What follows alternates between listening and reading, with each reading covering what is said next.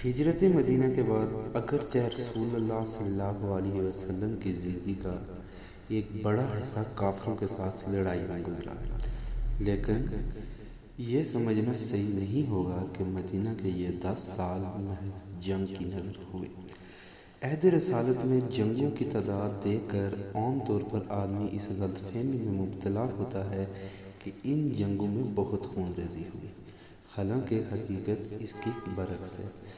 عہد رسالت کے 10 سال کی مدت میں جس قدر جنگیں ہوئی، ان میں دونوں طرف سے ہلاک ہونے والی افراد کی تعداد 1200 سے زیادہ نہیں بتائی جاتی، یعنی کہ اوسطاً 120 افراد ایک سال میں ہلاک ہوئے۔ اتنے کم نقصان میں وسعت میں ہندوستان کے برابر ملک مسلمانوں کو مل گیا۔ کیا اتنے کم نقصان میں دنیا کی کوئی بھی قوم اتنا بڑا انقلاب لا سکتی ہے؟ اتنے سال کی محنت کے بعد ایک اسلامی ریاست کا وجود عمل میں لایا گیا، ایک ایسی اسلامی ریاست میں لوگوں کا اللہ اور اس کے آخری رسول کی تعلیمات پر یقین تھا۔ ریاست کے قیام کے بعد آپ صلی اللہ علیہ وسلم خود اس ریاست کے سربراہ بنے، لیکن آپ صلی اللہ علیہ وسلم کے انتقال کے بعد مسلمانوں پر بڑی ذمہ داری آ گئی۔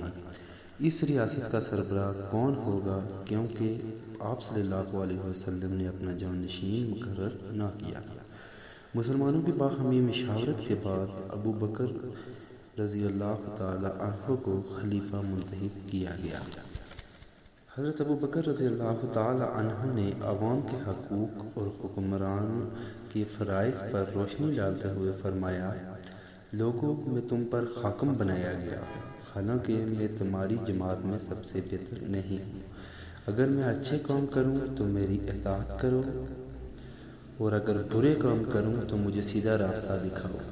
اگر میں خدا اور اس کے رسول کی اطاعت کروں تو میری اطاعت کرو، اور اگر میں نافرمانی کروں تو تم پہ میری اطاعت لازم نہیں۔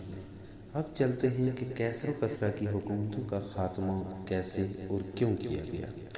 عرب کی سرحد پر اس وقت 2 بڑی ریاستیں تھیں، ایک ایران اور دوسری روم کی حکومت جسے بازنطینی بھی کہا جاتا تھا۔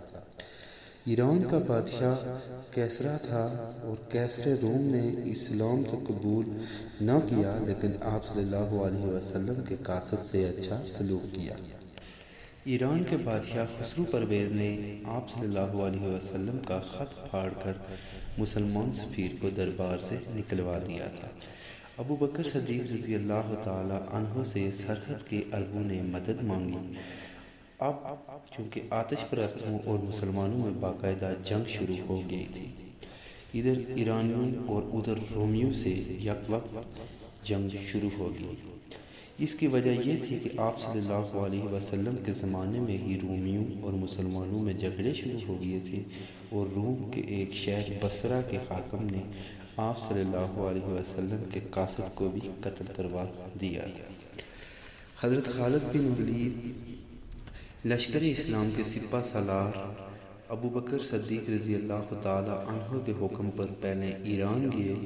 وہاں کئی شہر فتح کرنے کے بعد وہ ابو بکر صدیق رضی اللہ تعالی عنہ کے حکم پر رومیوں سے مقابلے کے لیے شام چلے گئے۔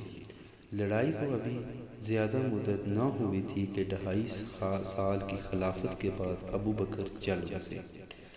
حضرت عمر رضی اللہ تعالی عنہ کے خلیفہ مقرر ہو جانے کے بعد لڑائی پورے زور سے شروع ہوئی۔ قادسیہ کے میدان میں ایک صحابی رضی اللہ تعالی عنہ حضرت سعد بن ابی وقاص کی سپہ سالاری میں 30,000 مسلمانوں نے 60,000 ایرانیوں کو شکست دے دی۔ شام میں یرموک کے میدان میں خالد بن ولید رضی اللہ تعالی عنہ کی کمان میں 40,000 مسلمانوں نے 1 لاکھ سے زائد عیسائی لشکر کو شکست دے دی۔ مسلمانوں کے جوش خروش کا آتش پرست ایرانی اور عیسائی رومی مقابلہ نہ کر سکے، کیونکہ مسلمان اپنے لیے نہیں خدا کے لیے لڑ رہے تھے اور برائی کو ختم کر رہے تھے، اور مسلمانوں نے ان علاقوں پر فتح حاصل کر لی۔ مزید اس طرح کی اسلامی ویڈیوز دیکھنے کے لیے ہمارے چینل کو لائک اور سبسکرائب ضرور کریں، اور بیل آئیکن کو ضرور پریس کریں تاکہ ہر آنے والی نئی ویڈیو جلد سے جلد آپ تک پہنچ سکے۔